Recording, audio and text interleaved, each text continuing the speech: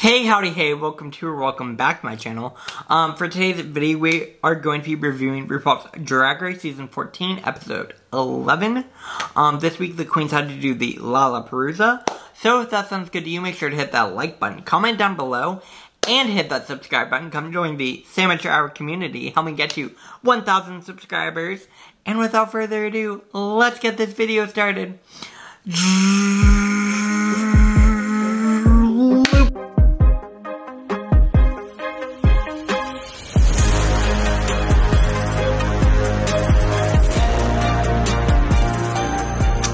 Alright. So for today's video, I am reviewing RuPaul's Drag Race Season 14, Episode 11. Again, this was the Lollapalooza episode. So, it's gonna be a whole lot of lip syncs to cover. And that's mostly what we're gonna be covering, so I kind of just wanna skip forward to that. But there are a few moments I will be getting across beforehand in terms of the workroom moments. So of course we obviously have Deja Skye. All the queens coming back into the workroom. Deja Skye feeling super confident, super comfortable. She's safe. She doesn't have to worry about it. She can just have a fun kiki with the girls and just chill. And it's great. And then you have everyone else stressing out because they don't know what's going to happen. Ultimately, a lot of the queens are just super nervous because they don't really know what is going to happen with this lip sync Lollapalooza. So it's definitely an interesting moment, but honestly, we're going to skip to the next day. Again, more in the workroom moments, more people talking about what their strengths are in terms of lip syncs, what they're not so comfortable of with lip syncs, who they want to compete against, who they don't want to compete against. A big common denominator is the interactions between Diabetti and Jasmine Kennedy, because of course Diabetti continues to say no offense, but I don't see why it has to be this way. It should have just been Georges and Jasmine in the bottom.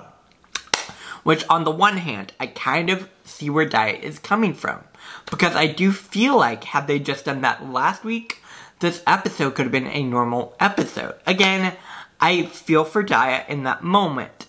However, there is a big however here.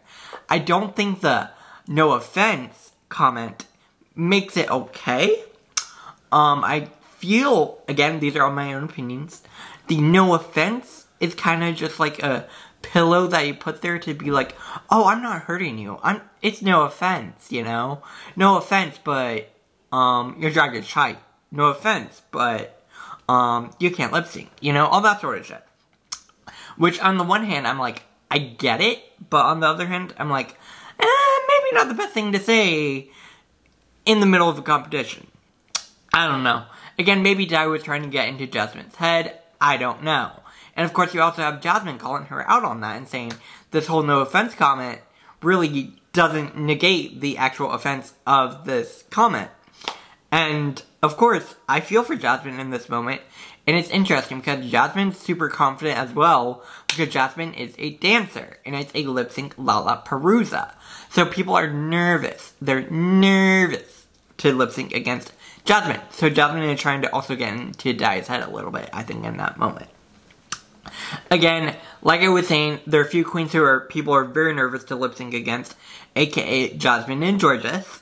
And then you have other queens who people are like, oh, I'm not so much of a dancing queen, I'm more of a park and bark, I'm more of a storyteller, all those sort of things with their lip sync styles. So of course we have that whole moment. Again, you still have Deja just chilling in the background, just being like, have fun, this is fun, I get to just relax, I get to just watch these performances, you guys are gonna kill it, I get to just relax. Which was nice. I do think it could have been interesting. We'll get to this later. But I think Deja could have had a bigger role in this episode. Again, let me know what you think down below. But, hey, that's my take on that. So, hey, work. Alright, we're gonna go ahead and get to the main stage, where we get the lip sync moments. Again, this is where I think Deja could have had a bigger role. Instead of sitting in the back and watching, I think Deja could have set up the pairings. I heard Silky Ganache talking about this on the pit stop today. And I'm like, I completely agree. Like, that makes sense. Again, give her a bigger role in this episode because she won the last episode, right? So she could somehow be strategic and pick the pairings. Think about how cool that could be for her. Like, that'd be pretty iconic. Again, that's not how they did it. But I completely agree with Silky in that. Like, that would have been super fun to watch. But now we get to the main stage. Of course, there's the lottery ball moment. The guy pulling out the balls. Again, yeah, I don't know. The first ball that gets pulled out is JK, which obviously is Jasmine Kennedy. And Jasmine gets to pick out her lip-sync opponent. And then RuPaul announces that, well, first, Jasmine picks out Diabetti to be her lip-sync opponent. Again, very much setting up the storyline from the last episode. So, of course, RuPaul announces that Dia gets to pick the lip-sync song that Jasmine and Dia will be competing with. So, Dia does end up picking Respect by Aretha Franklin. So, we're gonna go and get into this lip-sync. For this lip-sync, it was an interesting moment. I don't necessarily think either queen embodied the song the way it needed to be embodied. Again, these are my own opinions. I don't necessarily think this was the best song to give to these two queens. Hear me out here. This is my own take on this. But, with that all being said, again, you have Jasmine who's doing flips, stunts, kicks, all the things. And then you have Dia who's literally walking around the stage. But the big difference here is that Dia is blocking Jasmine from the judges because she is so tall compared to Jasmine. So basically, Jasmine is behind Dia the entire time, blocking her from the spotlight. So, of course, it doesn't work well for Jasmine because of that. So, in the end, RuPaul does announce that the winner of this lip sync is going to be Diabetti. Jasmine did not win, but Dia does win and is now safe and gets to go back and watch the rest of the lip syncs with Deja. And then, of course, Jasmine goes back and is waiting for the next lip sync that she has to do. So then, RuPaul pulls out the next ball. Again, this time it is Willow Pill. So Willow gets to pick out her opponent. And Willow was saying she would rather have picked out the song because there was a specific song that she wanted to be able to perform to. So, of course, Willow does end up picking Bosco to be her opponent. Again, this was a very strategic move because Willow had a good feeling that Bosco would pick the song that Willow wanted to lip sync to. So, of course, we get Willow and Bosco lip-syncing to Never Too Much by Luther Vandross. So, for this lip-sync, I loved Willow in this lip-sync. I thought Willow did a great job. She was telling the story of the song. She was emoting super well. She didn't need to do all the flips, kicks, and all the things because that's not what the song called for.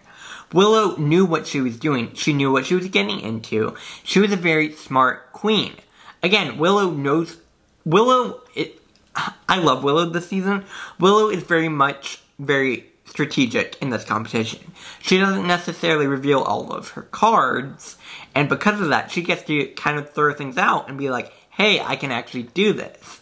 And I think this was a great moment for Willow. So, work. So, of course, in the end, RuPaul does announce for this one that the winner is going to be Willow Pill. So, Willow Pill is safe, and Bosco has to go back and get ready for the next lip sync. So, then we get to this third lip sync, which is a three-way. It is a super big moment. Of course, we have Angie, Georges, and Camden. And then the ball is revealed to be Georges. So Georges gets to pick the lip sync song. And Georges picks Radio by Beyonce. Although everyone else was expecting her to pick Love Don't Cost a Thing by Jennifer Lopez. So of course, like I was saying, Georges picks Radio by Beyonce. The three of them lip sync together. For me, I think the winner should have been Angie. I think Angie won this. I think she emoted the song super well. She knew the words, knew what she was getting into, and I think Angie really won this lip sync. Again, I'm not the judge, but that's my own take on that. Of course, we have we have Georges and Angie and Camden all performing right at the same time. It was a chaos. In the end, RuPaul does announce that the winner of this lip sync is going to be Georges. So Georges is safe and gets to go back and watch the rest of these lip syncs. So then we get the 4 remaining queens being Camden, Angeria, Bosco, and Jasmine. And then RuPaul reveals the next ball, which of course is going to be Lady Camden. And Camden picks Bosco to lip sync against. Again, this was another strategic move because she had a good feeling about what Bosco was going to pick in terms of the lip sync song. And she knew what she was getting into. Again, very strategic. I also feel like people are starting to just pick Bosco because they feel like they can be Bosco. But that's my own take on that. Of course, Bosco does end up picking the song Don't Let Go by En Vogue. This lip sync. Camden told a story, and she did a very, very, very great job emoting in her face. And I think that's what sold it for me. I think that's what gave it to me for Camden. For me, Camden was the clear winner of this lip sync.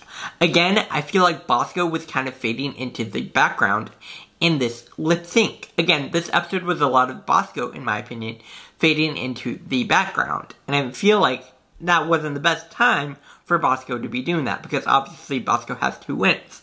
But, hey, I'm not Bosco. Anyways, in the end, RuPaul does announce that the winner of this lip sync is going to be Lady Camden, which means Bosco has to go back and wait for the next lip sync, and Lady Camden gets to go back into the workroom and chill with the rest of the queens.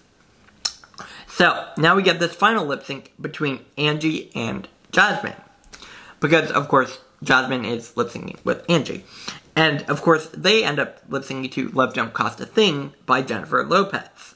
For me, Angie won this. Angie won this flat out. I thought Angie did super well. Her emoting, again, for me, I love a queen who can really emote with their face. Like, that to me sells it.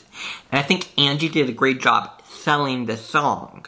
So for me, I thought Angie won this flat out. Of course, Jasmine was still, I think, did a really great job with the dancing. Again, Jasmine knows how to dance. I don't necessarily think she knew all of the words, and I think that was the issue that she ran into for this lip sync song. So, of course, in the end, RuPaul does announce that the winner of this lip sync is going to be Angie, which unfortunately means Jasmine has to continue on to the next lip sync.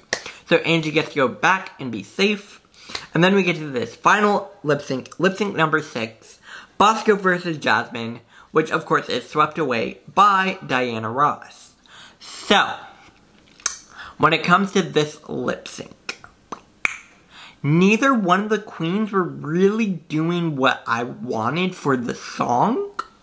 That being said, I can see how Bosco did win this song. I don't know. I really don't know. Because I also feel like this was Jasmine's multiple times being in the bottom, right?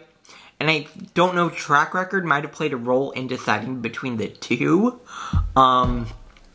Again, let me know what you think down below. Personally, I think this would have been a really great opportunity to eliminate 2 queens and just send home Bosco and Jasmine at the same time. Again, maybe that's my own opinion. Let me know what you think down below. Am I being too harsh? I don't know. Maybe. But of course, in the end, RuPaul does announce that Bosco does win this lip sync song, which means Bosco is safe. And then, of course, that also does mean that Jasmine has to reveal her chocolate bar and to see whether the fates allowed her to continue on in this competition. I'm going to tell y'all straight up, if Jasmine had a golden chocolate bar, I don't know what I would have done. I probably would have stopped my YouTube channel. No, that's a joke. But it was a lot. Because I feel like we've gotten so many episodes already where no one's gone home. So I was super, honestly, relieved that someone did go home. Because we have had, like I said, we've had so many episodes already where no one's gone home. But, of course, I am sad to see Jasmine go. Jasmine has a chocolate bar. has Judge Chocolate. So of course that means Jasmine has to sashay away. Again, I'm sad to see Jasmine go, like I was saying. She's had a super impressive run on the season. I think she's been a really positive person having in the workroom. I will be real with y'all. I was not a big Jasmine Kennedy fan at first. I honestly found her kind of annoying. But I think in the end, Jasmine really won me over. Her storyline really won me over. And I felt for Jasmine in this moment. That being said, Jasmine took this very graciously. She really accepted it and was just happy to have been in the competition. So my heart really does go out to Jasmine. Again, super happy to have her on the season. And I can't wait to see what she can do moving forward with her career. Because I feel like she's a super young queen and she has so much more to explore and really do, you know? And I think that's going to be really great for her. So, that does bring me to the end of my review. Like I said, it was a lot of lip syncing. It was fun. I will say, I do think we could have avoided this entire episode by just having Jasmine and Georges lip sync again for the Snatch Game. So we could have moved forward even more. Again, let me know what you think down below. Next week is going to be the Rusical, of course inspired by Moulin Rouge. So that's going to be super fun, super cute. I'm excited to watch and review it with you all. That being said, I am curious to see who makes it into top 6, top 5, and all the above. The season is wrapping up very quickly, and we still have the golden chocolate bar, so that's a whole moment. I'll be curious to see who has that as well. I hope Willow has it, because I really love Willow, but who knows, maybe Georges. I would be kind of annoyed if Di had it, because Di has already been eliminated. Again, my own opinion. Like this video if you liked it, comment down below, hit that share button, get it all over social media, get my channel growing even more. I'm trying to get to 1,000 subscribers so I can get monetized on my YouTube journey. So help make that happen. Like, share, comment, subscribe. I will be back here later with another video. Bye!